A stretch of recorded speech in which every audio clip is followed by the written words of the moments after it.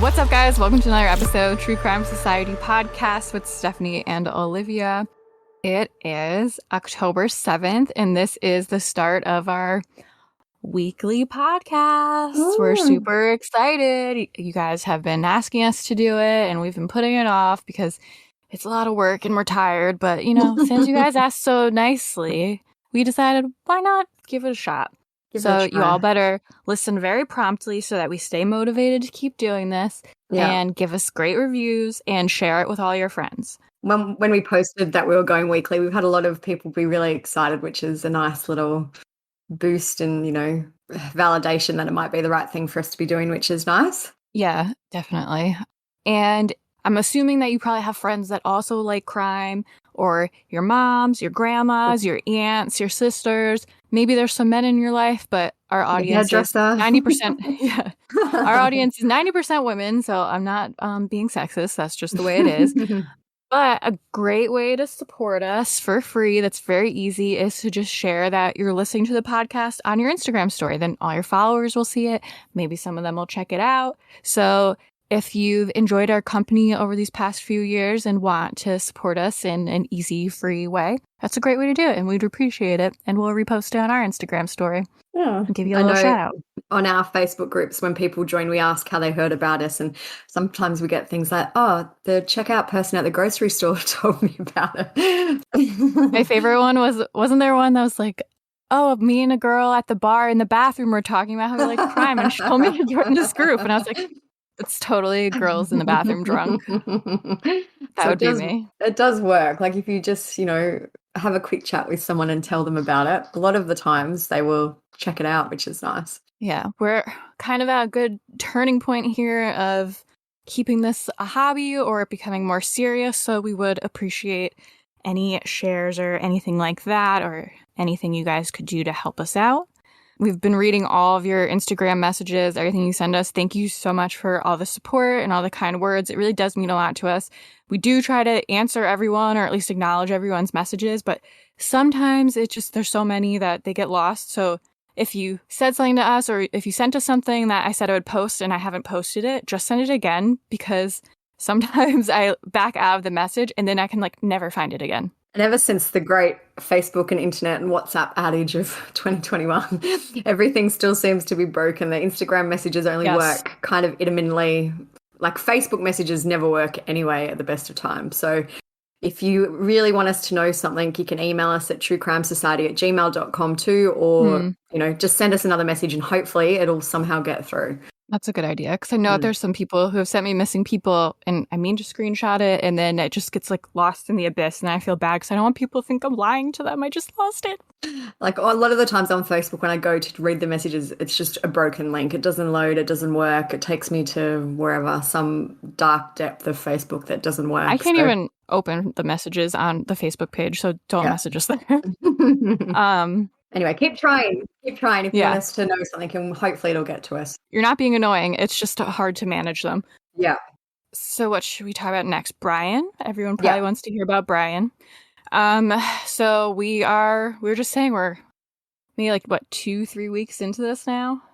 Almost a month? At least 3, maybe nearly even closer to 4 in 5 or so days or something like that.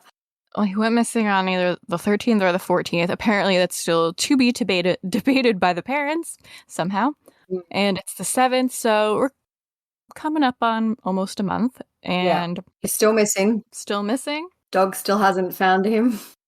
Yeah, the dad is now joined the search, which is a little mysterious. The dad isn't Brian's dad. I said to you, he's helping, quotation marks, helping. Yeah, it's weird. I feel like maybe they just want to hang out with him and see what he has to say. Maybe he'll slip up. If they can crack him, maybe. Yeah. But nothing has really happened, has it? It's just kind of been the same stuff every day, new chaos, new mess, nothing really actually happening, just people looking for him. Yeah, I've been posting a lot, but it's nothing really. It's they're non-updates. Yeah. Just being the Laundries are at their house. They've left their house. They're back at their house. A lot happening, but there's actually nothing happening. A lot of nothing. And there's a lot of just little tidbits of information that'll come out here and there. Gabby's family did Dr. Phil, and there wasn't really any new information, but just kind of streamlined the timeline a little better and made things more clear. They talked about how they figured out how they identified the remains. The FBI told her stepdad what she was wearing, and he was able to identify that as like her favorite sweatshirt. That was from a local shop. And then he was the one to tell the rest of the family. And he was also the one to make one of the stone crosses that there was pictures of where her body was. And he said the FBI told him how she was laying and like where her torso was and where her head was laying. And I posted that on our Instagram story. And just to be clear, she wasn't decapitated or anything like that. I mean, they didn't say that. But some people took me saying like he put the stones where her torso was and then some nice flowers at the top where her head was as saying that she was decapitated. Dismembered. But yeah. That is not what I meant. Just meant the position of where her body was. Yeah. What was the area like where you found her, where you put the cross? So the dispersed campgrounds are basically just open land where anybody can go and camp. And where their van was basically alongside like a creek bed. And now it's just a little bit, a few tributary streams running through, but obviously in the springtime with the snow melt, it's much, much larger. So you have to cross over this creek bed, this rock area, and go through these tributaries. And then once you get on the other side, it's just some trees, sparsely placed throughout, and a lot of sagebrush, a lot of low brush. And it's actually on the borderline of the Bridger Teton National Forest, and it was about maybe 40 feet away from where the Grand Teton National Park starts. And it was in an area where there was a few trees, and there was the remnants of a fire ring there, and you can see where those rocks had been moved to make the fire ring. There was a clearing where I would assume, knowing I have a similar tent, where I would place my tent, and that opening would face out overlooking the mountain range. And her body was found, I guess it would be in front of a tent, or if that's what was there, or just in front of the fire ring. There was definitely a fire ring there, and she would have been right. And it wasn't far from the van. It was a 5-minute walk, you said, something like that? 5-10 minute walk. Definitely an isolated area. You would have to want to go out over into that area. It's not Cross like over the river. Yeah. a lot of people go down to go by the creek and stuff like that, but not many people cross all the way over to go over there. It's definitely not an area that's heavily trafficked. Otherwise, there hasn't been any real updates. I mean, there could be things happening, but I feel like since the FBI is the one in charge, we don't get anything. Yeah. Every week I feel like we've said, hopefully it's going to be today, it's going to be this week. And it hasn't been, so. Well, we're saying, and I guess we should say this episode's probably going to be 2 parts because it is a bit long and very involved. So I was like, well, we'll just record the next intro when we come closer to releasing the second part next week because Brian has to be found by then, right? I can't decide if it's less likely or more likely that he'll be found as time goes on. I don't know. Like, I guess more likely in that he's essentially got to run out of resources if he is hiding at some point. It's been a long time now, so maybe the likelihood is that he's dead or that he's totally fled the country. And, I don't know. I can't decide. I really am in 2 minds about what the outcome will be now. I know. I have no idea either. I don't even have an opinion. Gabby's family said on Dr. Phil they thought he was too much of a coward to kill himself. But yeah, what else are they going to say? Of course they want him alive. I still believe that. I still believe he seems like a bit of a bitch. Yeah. But, yeah, I agree. don't know. But in saying that also, which we said last week, nothing would surprise me anymore about this case. I know. Hopefully soon, hopefully.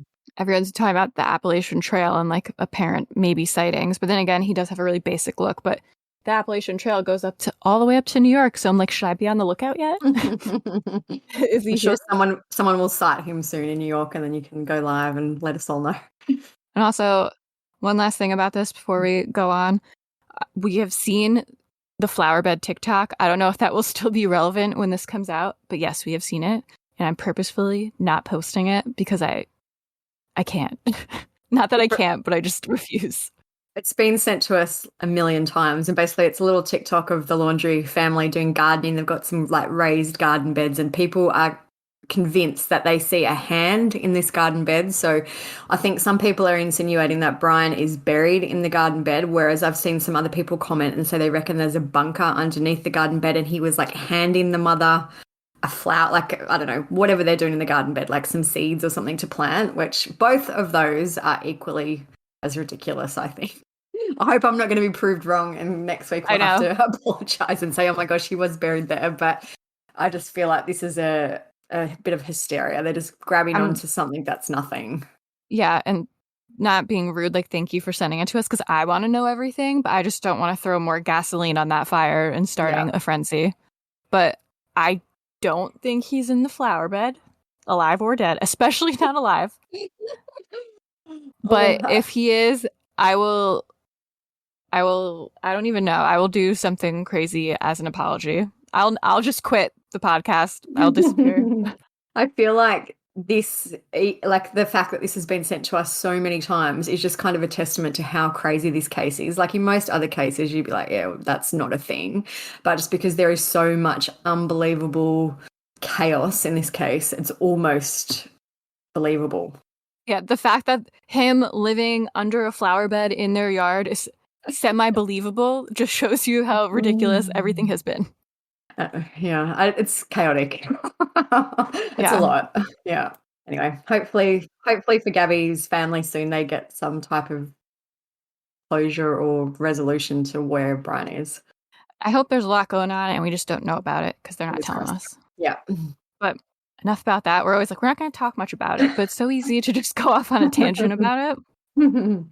Another case that had a pretty big update was Alexis Sharkey. So we actually did another podcast episode on Alexis last year. I think our episode came out. So Alexis originally was reported missing on November 28 last year. Her family started making pleas for her, and we won't go into the whole thing because it's a long case, but her body was found pretty quickly soon after that, and the medical examiner had determined that she had been strangled. So Alexis had a big online following. She worked from, is it Monat? I don't never know how you say it. Monat. I always say Monat. Sorry if that's wrong. Anyway, so like there was a lot going on at the time, and she was married to a much older man called Tom. Everyone was really invested in this case.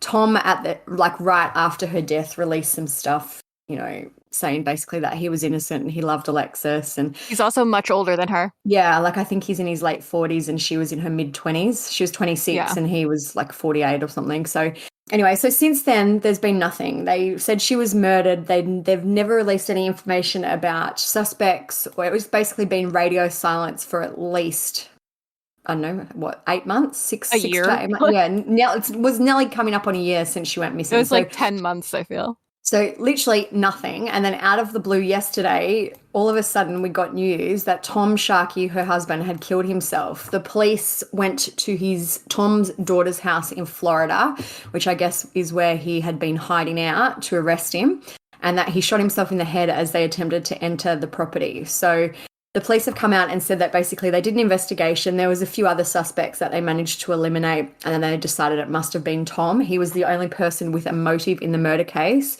and they believe that Alexis was killed as a result of domestic violence. They issued an arrest warrant for him on September 29, and when they went to take him into custody in Harris County, which is where they believed he wasn't there. So they managed to track him to Fort Myers, Florida, at his daughter's house. And when they got there and asked to speak with Tom, he shot himself in the head. So I also found another article. Everyone's like, why didn't they arrest him sooner? Like, literally, I think he was the only real suspect. It had to have been the husband. So I read another article from Newsweek. Always. Yeah, always the husband. Another article from Newsweek, and they said basically that Tom initially evaded police by leaving Houston to move to Georgia just 2 weeks after Alexis was murdered. And then it says, authorities also attempted to gather DNA from him in August this year in Georgia, but he did not show up. So I'm like, wow, sounds like a great investigation. He just didn't show up, so they didn't bother doing anything else. They're like, well, I guess that's fine. Yeah. So I don't know. Very weird. I feel like it's a bit of a non-ending to this. Like, we obviously know now that Tom did it, which is one conclusion, I guess. But I don't know if we'll ever learn any more about the actual circumstances regarding her death, or why, if it was like, and I know they've said it's domestic violence, and we know that Tom has allegedly been violent towards Alexis in the past. But I don't know if we'll find out much more about what happened to her. Yeah, it's crazy. It's a disappointing ending to an already sad story. Yeah. Would have loved to see him get arrested because he seemed like, as usual, a smug piece of shit.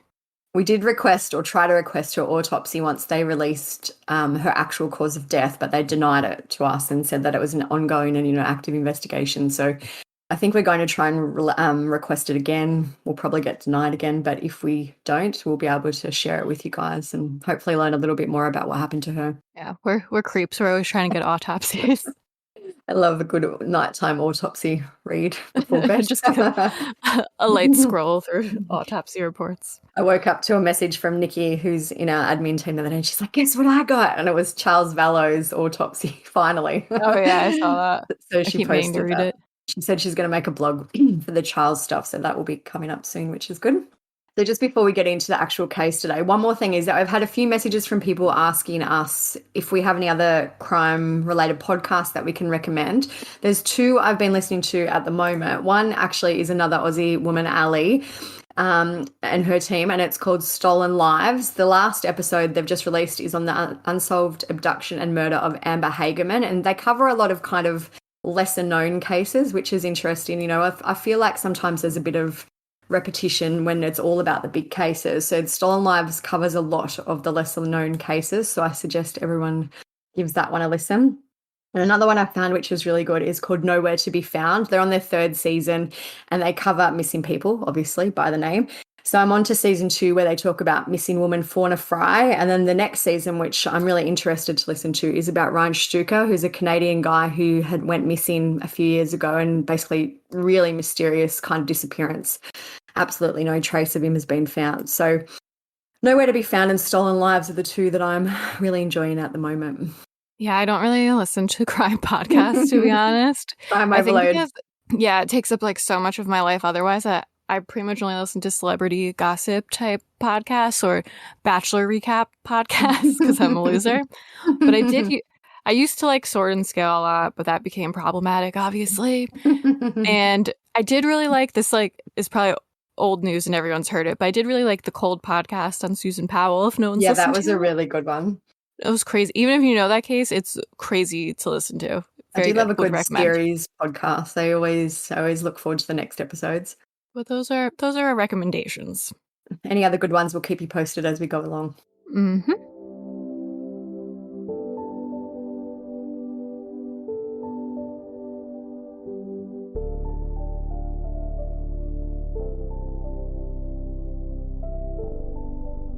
Today we are gonna talk about the Murdaugh family. We've had a debate on how to say the name, if it's Murdoch versus Murdaugh, and we've decided it's Murdaugh. I've listened to a bunch of videos because obviously it's not massive news down here in Australia, so I've done a lot of reading, not much watching or listening, so I feel like it's Murdaugh as well. I hope we're getting it right. Yeah.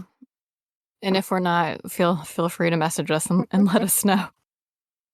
So like I said, it's a very long and involved, crazy case, but a lot of people really wanted us to cover it because it's kind of hard to just jump in and know what's going on if you're only starting to get interested now. That's kind of more made the mainstream news. So since it's a little confusing, we're going to try to break it down and explain all of the important details anyways. I'm sure you could spin this off into a billion different directions because it really is a web that's comparable to Lori Vallow. I was just actually about to say that exact thing. It reminded me of the Vallow case when I was doing the research because it's just so much. There's so many little side and backstories to all of this. It's a lot. And it would be really overwhelming if you are new to the case and, kind of want to know where to start.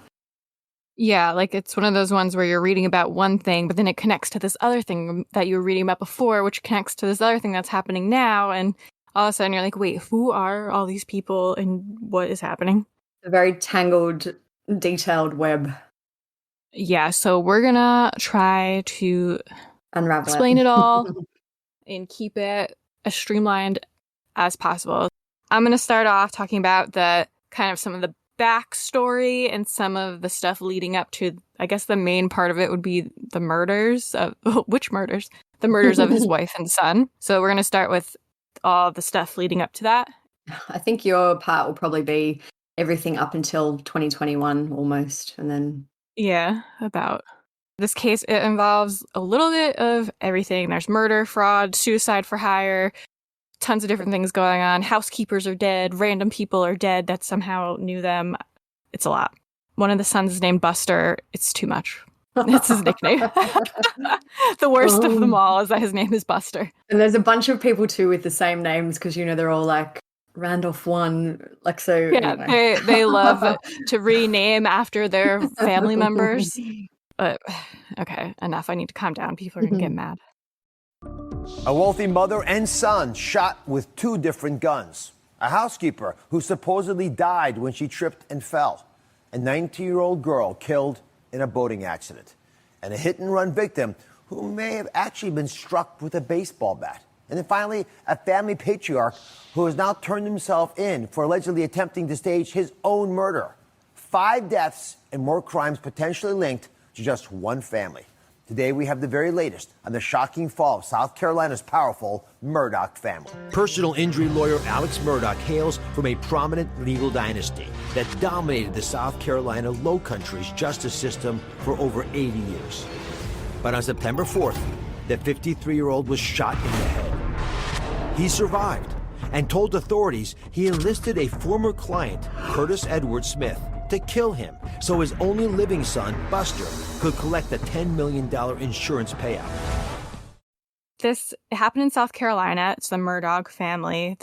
Where they live, they are very well known. The specific main characters are going to be Margaret and Richard Alexander Murdaugh, but we'll just call him Alex. They're the parents.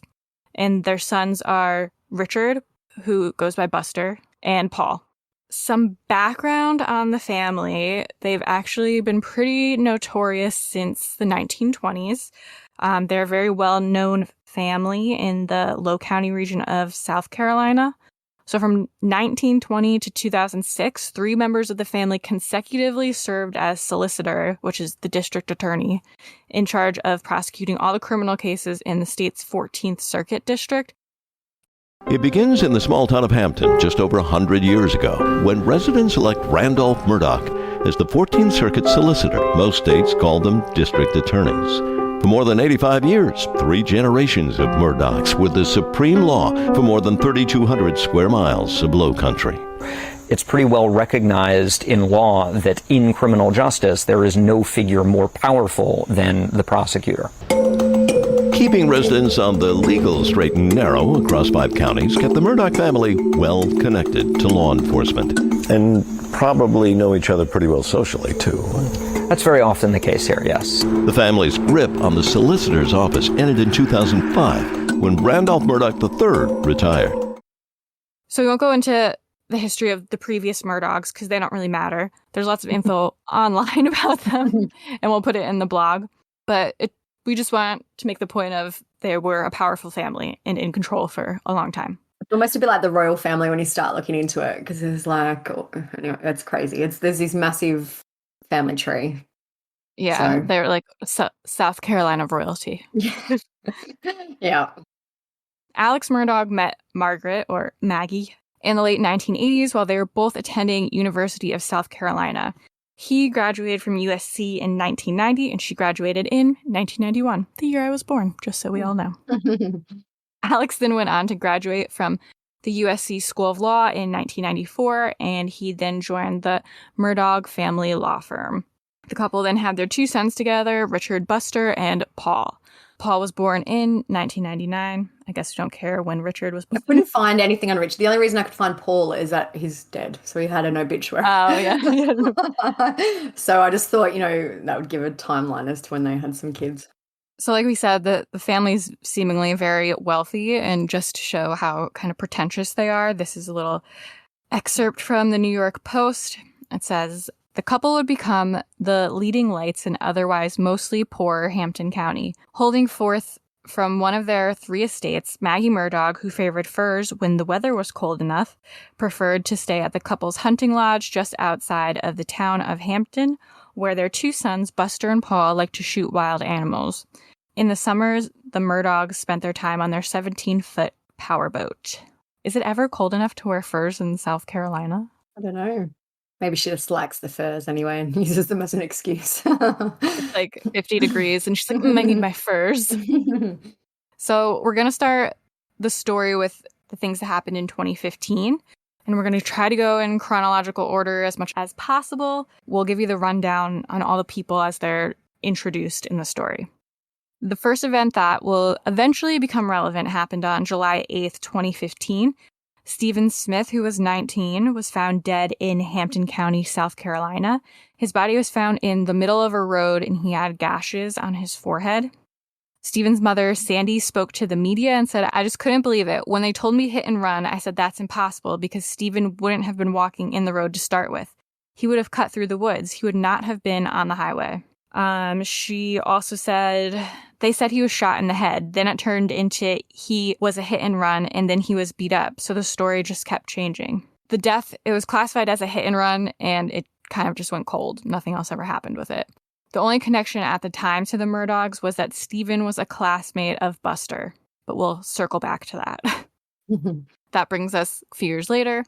February 26, 2018, Gloria Satterfield, a Murdaugh family employee, I think she was like a housekeeper of more than 20 years, passed away. According to legal documents, Gloria died as a result of injuries sustained in a trip and fall accident at the Murdaugh family home. Her death certificate said her manner of death was natural and no autopsy was done. Her complete cause of death was acute subdural hemorrhage due to a stroke. So already it seems like a lot's going on.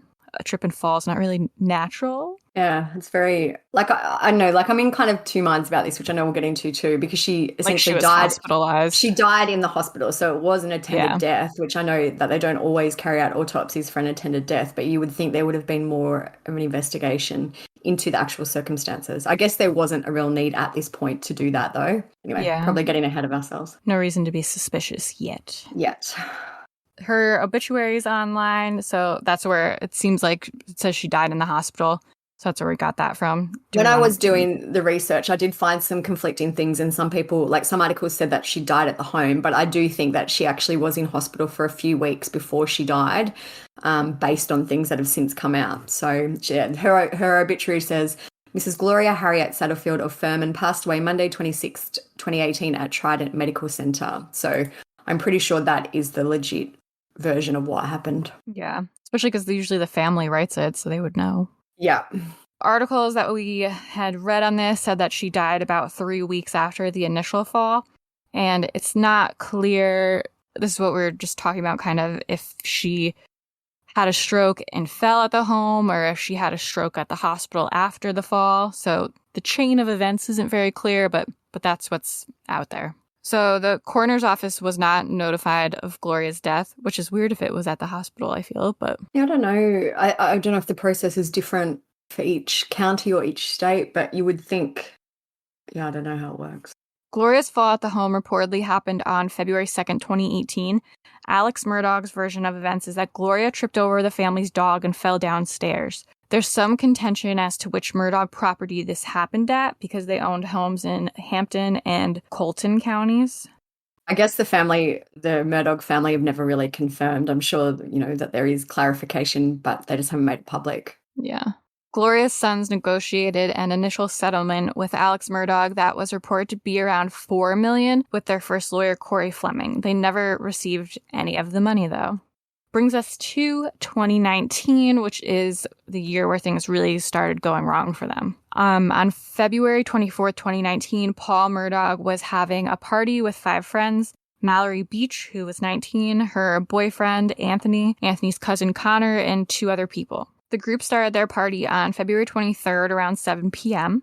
Paul Murdaugh bought $45 worth of booze with his older brother's ID at Parker's convenience store in Ridgeland. The stash included a 15-pack of Natty Light beer bought on special. After they got their beers, they had a few drinks at the Island, which is a $1.45 million property owned by Murdaugh's grandfather on Chichessie. Yeah, I don't know. At the time when I got that, I'm like, I don't know what that is. Looks like that, Chichessie. Yeah. Chichessie Creek. And then they got on the boat. Their intended destination was an oyster roast at Christy and James Wood's home around 20 nautical miles away. Christy Wood was the principal of Brunson Elementary in Hampton District 1 schools, and she and her husband allowed the underage group to consume alcohol at their home. There's a whole subreddit for this case, and there was one post asking if anyone personally knew them or had hung around with them, and a bunch of people did actually. And it seems like a lot of the parents in this group, the circle, didn't care and let the kids underage drink at their houses all the time. I guess when you have multiple houses, who cares? Let the kids drink at the other one. It's crazy because I know that they're underage. Because our legal drinking age is 18, so none of them would have been underage here. They were just underage there. It's so stupid. We have to be so old here. So it's not entirely clear what time Paul's group left the oyster roast, but their next stop was downtown at Luther's Rare and Well Done, described as Beaufort's best bar for nightlife and live entertainment. More alcohol was consumed at the bar, and the group got aboard the boat around 2 a.m. So Paul was driving the boat, and he got into an argument with Anthony because Anthony thought he was too drunk to be driving the boat. Anthony pulled Mallory onto his lap, and they sat together as the boat moved off. Not long after the argument, Paul proved Anthony right and crashed the boat into the R.C. Berkeley Bridge. Anthony was knocked unconscious and thrown into the water. When he came to, he started screaming for Mallory, but she was nowhere to be found. At 2:26, a 911 call was made. The dispatcher hears screams on the other end of the line, someone screaming Mallory's name over and over. Connor Cook, Anthony's cousin, tells the dispatcher there's been a boat crash in Archer's Creek. Anthony's still in the water searching for Mallory. What bridge is it? Paul, what bridge is this? Paul, what bridge? 911, where's your emergency? Hello? Police, fire, EMS. Hello? We're in a boat crash on Archer Street. Whereabouts on Archer Street? In Archer Street, the only bridge on Archer Street. Archer Street? Archer's Creek. Archer's Creek. Archer's Creek. Is it? Okay. What's going on? It's by Paris Island. Right. What's going on? We're in a boat crash. You know what kind of a? A boat crash. A boat? Did you say a boat crash? A boat crash. Okay, so you're at the dock? Hello, are you at the dock? No, we just crashed in a boat. Okay, are you in the water or are you? We're in the boat. Okay. We have someone missing. Okay. Hang on 1 second, okay? I'm calling in reference to a boat crash. There's 6 people on board. They currently have 1 missing. All right, it's in Archer's Creek, which is right there off of Paris Island. There's a bridge on Paris Island. They're underneath it. They crashed into the bridge. Alpha 29, that's right. 29. Connor tells the dispatcher a female named Mallory Beach is missing. As he describes the scene, a woman in the background screams about losing blood, which I'm assuming that's the other 2 people. Yeah, the other unnamed people. At 2:40 a.m., police arrive at the scene. 5 of the boaters are accounted for, but Mallory remains missing. Paul, who just has boxer shorts on, is talking on the phone, a police report says, and he starts to sob as he tells the person on the phone that Mallory is missing. I know who he could be ringing. I suspect Daddy Dearest. His dad. At 2:54 a.m., a dispatcher woke up the Beaufort County Sheriff's Office Emergency Management Director, long title. He said, "We have a water emergency. We had a boat crash, and it's going to be at Archer's Creek right up on Malcon Drive by Paris Island." So we're at 3:19 a.m. now. An ambulance takes 3 patients to the hospital. Paul is among the injured. Paul was noted to be uncooperative and almost aggressive towards EMS. A deputy had to ride in the ambulance with them just to make sure everyone was safe. Mallory's boyfriend Anthony refused to go to the hospital, and he stayed at the crash scene. Reports say that around 3:44 a.m., Paul's father and grandfather arrived at the hospital. They told police they were lawyers and they stopped all questioning and sobriety tests. At around midday, articles were published in the Island Packet and Beaufort Gazette. 20 of Mallory's family members were at the crash scene as police helicopters and divers kept searching for her. Anthony also remained at the scene, and he hadn't even left since the accident.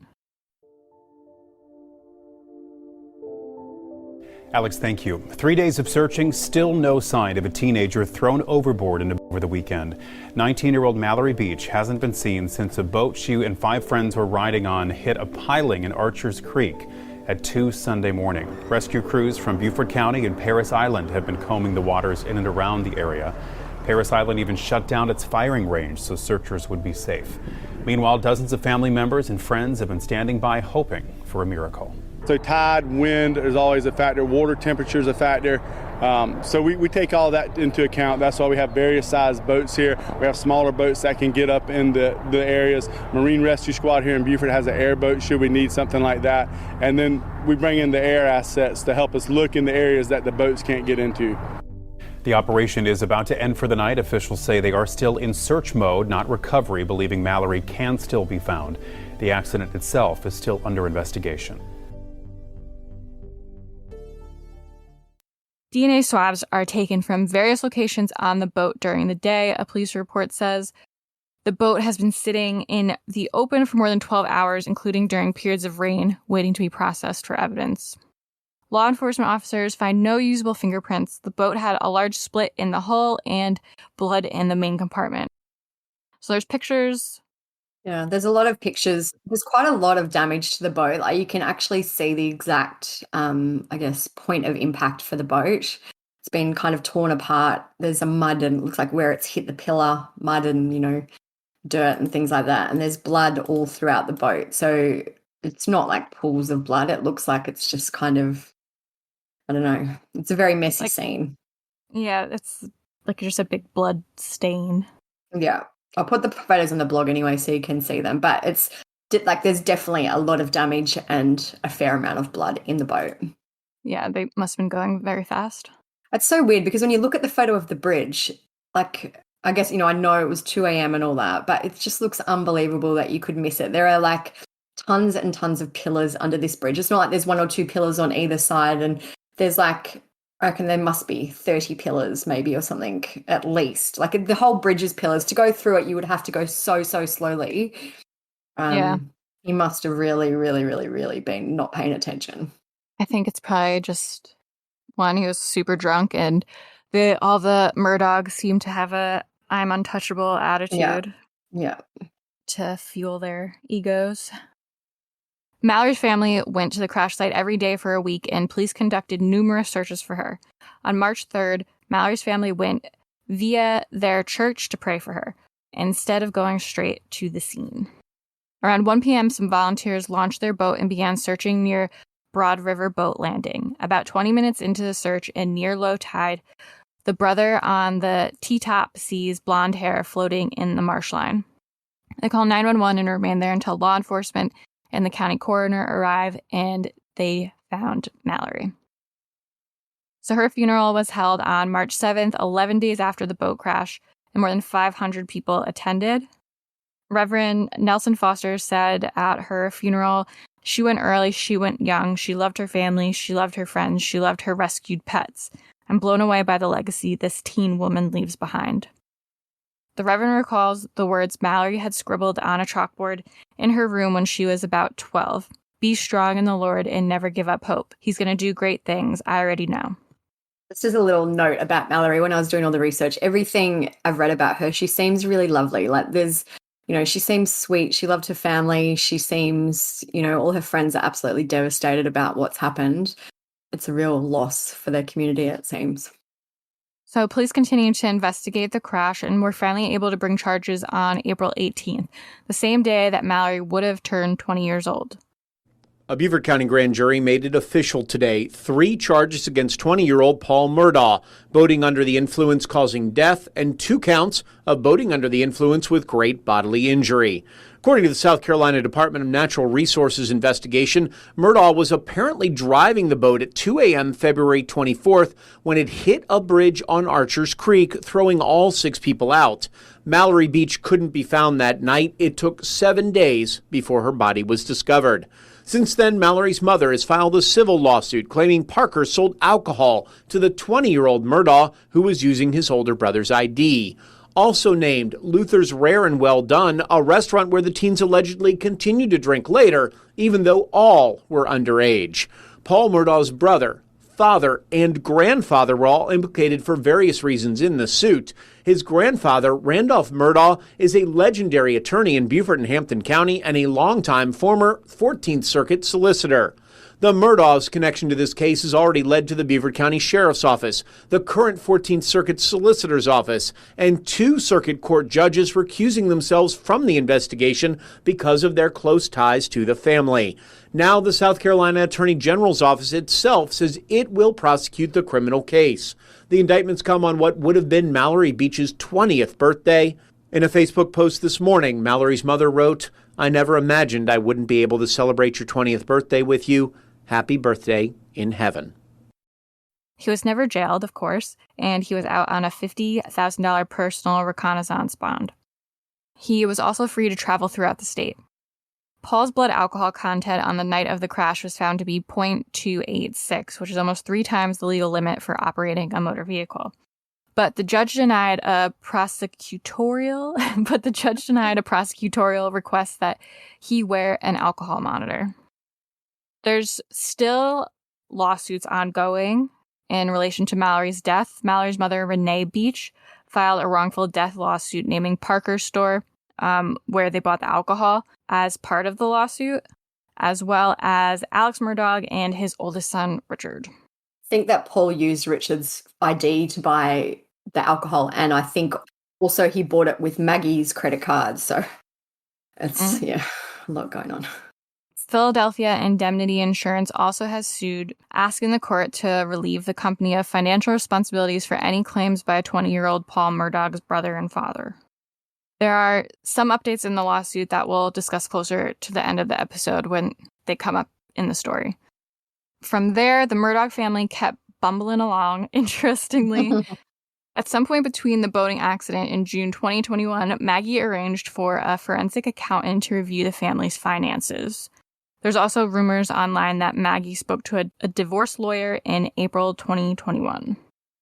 So then that brings us to June 7th, 2021. Another huge twist in the case occurs.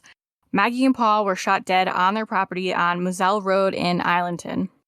The victims were shot multiple times, the coroner said, reportedly with a semi-automatic assault rifle and a shotgun.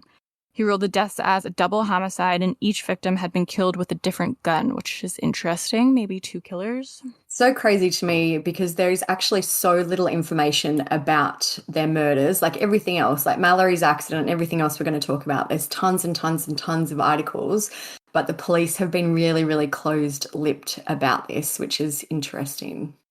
Yeah, I feel like this is when they started being like, hold up a minute. Yeah. Something weird's going on. So some of the neighbors spoke to the media after the murders. One of them, she talks kind of with an accent, so I'll do my best here. Gabby Thomas, 62, whose hunting club is adjacent to where the Murdaughs lived. She said, "Miss Maggie don't deserve this. She'd give you the shirt off her back, that one. Wonderful woman. Them others, I don't know, but she sure spoiled Paul. I heard him talk back to her once so bad in the beauty parlor once that I made him apologize." Good for you, Gabby. Some media reports say that police said at the time there was no risk to the public. As you know, our favorite saying, no risk to the public. We have no idea who the killers were. I feel like but it's only the no unsolved the cases that still remain unsolved for years where they've said that, and they still obviously haven't arrested anyone, but there's obviously no risk to the public. I know, like, you don't even know who they are. What do you mean? So Alex was the one to discover the bodies on the property, and the 911 call that he made has been released.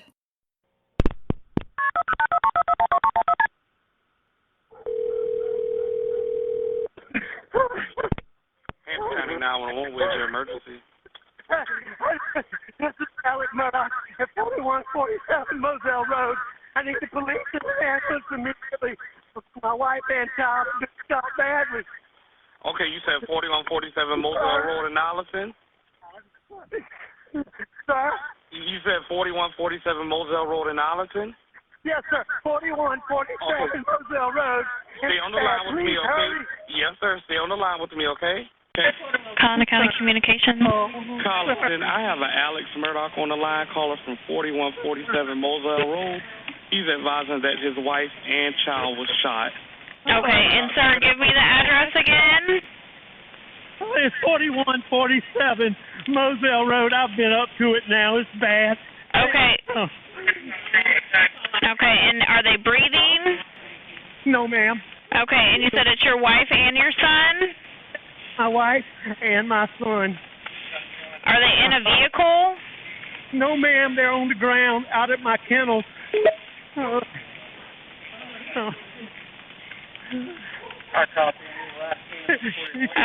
and did you see anyone? Okay, is he breathing at all? No, nobody. Is she? Okay, do you see anything? Do you see anyone in the area? No, ma'am. No, ma'am. So in the call, you can hear Alex is very distraught, and he tells authorities that he's found his family member shot. He tells the dispatcher that he does not think they're breathing. He also told the dispatcher that he had been with his terminally ill father on the night of the murders. His father, Randolph III, died of natural causes June 10th, 3 days after the murders. Very convenient. It's interesting that he mentioned that to the dispatcher as well. Like, you would think, why would that even come up? I'm sure he brought up, like, I just got home, I've been with Randolph or whatever. So it's interesting that he felt the need to tell them that. Paul was still facing felony charges for the boating crash for the death of Mallory at the time that he was murdered. In a formality, the state attorney general's office dropped the charges against Paul in August 2021. So both of Paul and Maggie's obituaries are online. Yeah, so you can tell they've obviously been written by the same people, I'm assuming the husband, but anyway, so Maggie's copy and paste. Yeah. Maggie's says Margaret entered into eternal rest with her son Paul on the evening of June 7, 2021. He says the same. And then it goes into hers. It says she graduated from the University of South Carolina in 1991, where she met her husband Alex. She was a member of Kappa Delta sorority and has kept in touch with many of these friends. Maggie and Alex raised their 2 sons in Hampton, South Carolina, and enjoyed spending summers at their beach house. Maggie had a heart of pure generosity and loved welcoming friends and family into her home on any given occasion. She adored her family and cherished spending time on the boat with her 2 sons.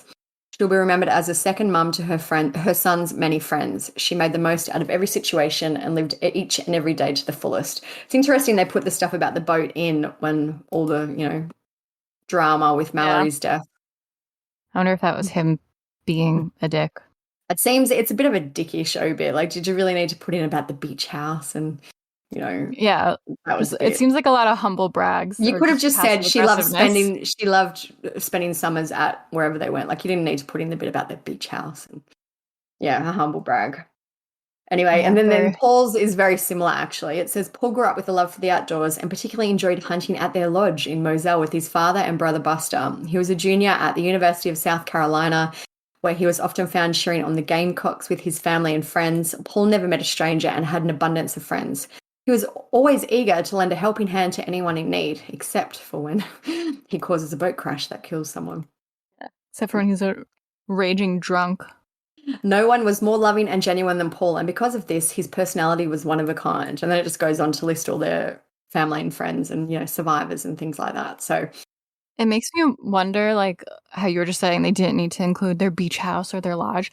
I feel like people like them who are just so rich and have had all this privilege their whole life don't realize that what they're saying comes off that way. It's so tone deaf. Like, yeah, that's what the word is. Like, they are so oblivious to how they're perceived, or how they may be perceived. So they're like, yes, our beach house and our hunting lodge. And it's like some people live in their car. They've managed to put in 2 of their properties into their obituaries. I'm surprised they didn't write about her love of fur coats in there too. I know. On June 25th, Alex Murdaugh released a statement to the press saying, "I want to thank everyone for the incredible love and support that we've received over the last few weeks. Now is the time to bring justice for Maggie and Paul. Buster, the other son, and I, along with Maggie's mother, father, and our entire family, ask anyone with helpful information immediately call the SLED tip line or Crime Stoppers." On June 27th, he announced that he would be offering a $100,000 reward for any information about the murder of his wife and son. And to be eligible for the $100,000 reward, the person claiming the reward must submit a tip that leads to an arrest and conviction of the person or persons responsible to SLED or Crime Stoppers on or before September 31st, 2021. So essentially, yeah, he made it a very short timeline for his reward. But I wonder, I know things like that usually say arrest and conviction. Does conviction mean if they're found guilty? I think so. Like, what if it's like Casey Anthony where they get acquitted? Yeah. Like so it seems like a very, detailed requirement. Very scammy. Yeah. It's like you will only get it if they're arrested and convicted. It's not even just for information and things like that regarding the case. Yeah. Rude. So following the murders, police began to look into the hit and run that we mentioned at the start of the podcast that we said we'd circle back to, about the hit and run death of Stephen Smith from 2015. So after police began investigating the Murdaugh murders, they uncovered information relating to Stephen's case, but of course nobody has elaborated on what that information is yet. But Stephen's mother, Sandy, has been speaking to the media again, and she said she is suspicious of the investigation into the Murdaugh homicides. She said, "I think they're setting up a fake crime scene just like they did with my son. I'm not buying it. I seen how they handled what happened to Stephen." She also alluded to the fact that she thinks Stephen's death may be a hate crime because he was gay. I found a little map and it kind of shows where all these events have happened. And the deaths of Paul and Maggie happened very, very close to where Stephen was found. So I'm assuming that means he died close to where their hunting lodge was. If you can see those, there's a key that I didn't add in, which I should have. But those three little dots at the top, that's where they were all found. Yeah, it is very close. So it's very, very close to the Murdaugh family property. Don't murder where you eat. So, yeah, there's not much information about the Stephen Smith case yet. Hopefully more will come out, but I figure they must have something pretty concrete to say that they've opened it again because of information they found while investigating the homicides. Yeah, to even think to open again, it must be something pretty good. And I also, obviously I don't know, I'm just speculating, but for the media to be saying that he was a classmate of Buster's, maybe that this is where the linkage kind of maybe comes in. Yeah. That's where we're going to leave off with part 1 of the Murdaugh saga, because from here it kind of just spirals out of control and there wouldn't be a place to stop again. So next week, Olivia is going to finish the story of the Murdaughs, and we're going to find out what the fuck Alex Murdaugh has been up to and why he's behaving this way. Well, maybe not why, but we'll find out more stuff. Hopefully we'll have an update too on the Brian case for next week. Fingers crossed. If we don't have an update, we shouldn't call it the Brian case, the Gabby case, the Gabby case. Yeah. If we don't have an update by then, I'll be super devastated. So fingers crossed, we'll have a Brian update for you next time, and we will have the rest of the Murdaugh story and how everything goes to shit for Alex Murdaugh. Make sure you check out our blog too, because we've got all the photos and all the background of the things that we've spoken about today, all up there if you want to check them out and get ready for next week. Mm-hmm. And don't do too much Googling. Don't spoil it for yourself. There's still a lot to happen. Like, a lot has happened in the last few months. So it's almost nearly the bulk of the stuff has happened since we're ending this episode. So follow us on Instagram, Facebook, forum, everything we always say. I know you guys probably shut it off at this point. So Twitter also. And we will see you guys next week because we're weekly now, remember? Not long to wait. All right, bye. See ya.